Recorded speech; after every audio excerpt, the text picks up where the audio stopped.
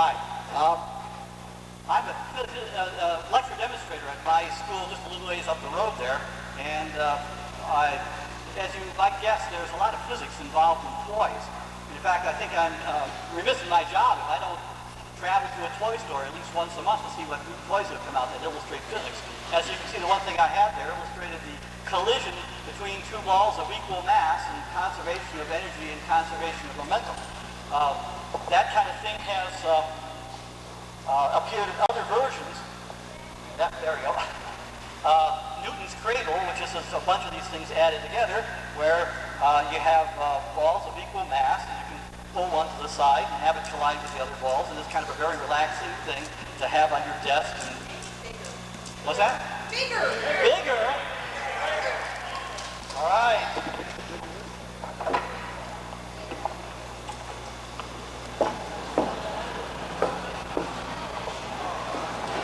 How's that? Is that bigger?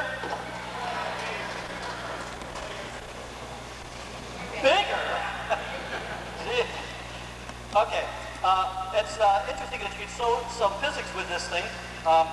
These balls know the laws of conservation of momentum and conservation of energy, and you know that if you bring one mass out to the side and release it, it comes in with some velocity and it strikes this other set of balls. And the balls have to solve the conservation of momentum and conservation of energy at the same time. Well, let's see now, this is a single mass and all these masses are the same. The simplest solution is to have this ball come out with the same velocity out as this ball came in. And so if you displace it, you get that common use of the thing. But now, maybe you haven't done this before. You can try to present a more interesting problem if you take two balls out. And now I've got two masses with velocity coming in. And again, we have to solve the conservation of momentum and conservation of energy. And the simplest solution for that is two balls out, two balls in, two balls in, two balls out.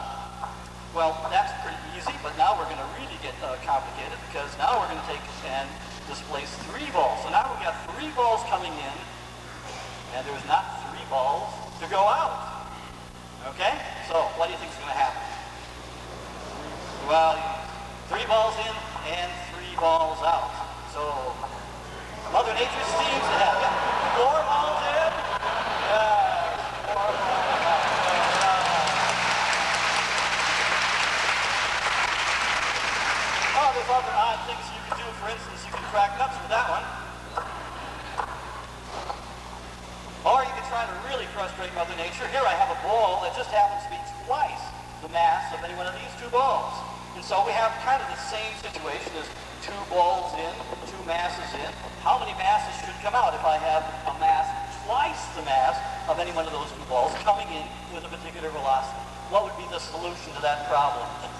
How many think two balls should come out then if the mass of two balls comes in? Seems like that should work, but I guess Mother Nature is a little more complicated